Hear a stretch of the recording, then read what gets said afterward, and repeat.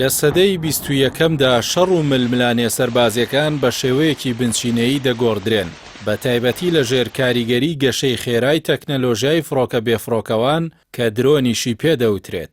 ئەم ئامڕازە پێشکەوتووە نەک تەنیا بووەتە بەشێکی سەرەکی لە پرۆسە سەربازیەکان، بەڵکو بووەتە هۆی گۆڕینی هاوسەنگی هێز لە نێوان وڵاتان و هێزە ناوچەیی و جیهانیەکان. ئەمەش وای کردووە مەترسی ڕوبەڕووبوونەوەی ڕاستەوخۆ و کوژران و برینداربوونی هێزە مرۆییەکان بە شێوەیەکی بەرچاو کەم ببێتەوە، لە کاتێکدا کاریگەری هێرش و لێدانی سەربازی زیاتر بووە.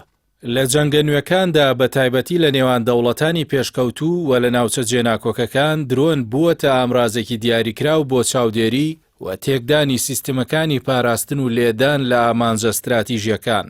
نمونەی دیاری کاریگەری ئەم تەکنەلۆژیایە لە شەڕی ناگۆرنۆ گارەباغی ساڵی 2020 لە نێوان ئەرمینیا و ئازەربایجان دەرکەوت، کاتێک بەکارهێنانی فراوانی درۆن لەلایەن ئازەربایجانەوە بووە هۆی تێکشکاندنی ژمارەیەک ئامانجی سەربازی و گۆڕینی ڕەوتی شەڕەکە بە شێوەیەکی خێرا. هەروەها لە شەڕی رووسیا و ئۆکرانیا درۆنەکان بوونەتە بەشێکی جێگیر لە هەموو ئاستەکانی شەڕ، لە چاودێری و دیاریکردنی ئامانجەکانەوە تا هێرشی ورد و تۆمارکردنی ڕووداوەکان.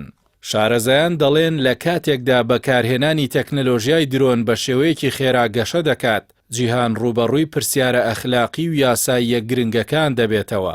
گرنگترین پرسیاریش ئەوەیە: ئایا دەکرێت شەڕ بە تەواوی بگوازرێتەوە بۆ سیستمە خۆکارەکان بەبێ بەشداری ڕاستەوخۆی مرۆڤ؟ هەروەها مەترسی بەکارهێنانی نادروست یان هەڕەمەکی لە هەڵبژاردننی ئامانجەکان هەیە کە دەتوانێت ببێتە هۆی زیانی مەدەنی و ئاوارەبوونی خەڵک. لە داهاتوودا چاوەڕوان دەکرێت شەڕەکان زیاتر پشتی بەژیری دەستکرد AI ببەستن، بە شێوەیە کە درۆنەکان نەک تەنیا ئامراز بن، بەڵکو سیستمە خۆبڕیارەکان بن کە خۆیان بڕیار لەسەر هێرش و چاودێری دەدەن. ئەم گۆڕانکاریە دەتوانێت خێرایی و کاریگەری شەڕ زیاد بکات، بەڵام لە هەمان کاتدا مەترسی لە دەست دەرچوونی کۆنتڕۆڵی بڕیاری سەربازی دروست دەکات و وا دەکات تەکنەلۆژیا لە بری مرۆڤ بڕیار بدات. هەروەها داهاتووی ململانێ سەربازیەکان دەکرێت ببێتە مەیدانی پێشبڕکێی تەکنەلۆژی نێوان دەوڵەتان بۆ گەشەپێدانی درۆنی وردتر، خێراتر و پارێزراوتر. ئەمەش دەتوانێت بە شێوەیەکی ڕاستەوخۆ کاریگەری لەسەر هاوسەنگی جیهانی هێز هەبێت و ئایندەی دیبلۆماسیەت و ئاسایش بگۆڕێت.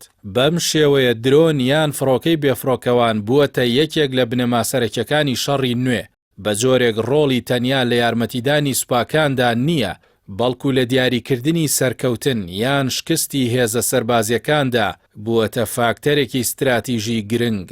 لەگەڵ بەردەوامی گەشەی ئەم تەکنەلۆژیایە جیهان لە بەردەم قۆناغێکی نوێی شەڕدایە کە تێیدا زانیاری ژیری دەستکرد و سیستەمە خۆکارەکان بە شێوەیەکی بەرچاو جێ بە هێزی مرۆیی و بیرکردنەوەی مرۆڤ لێژ دەکەن.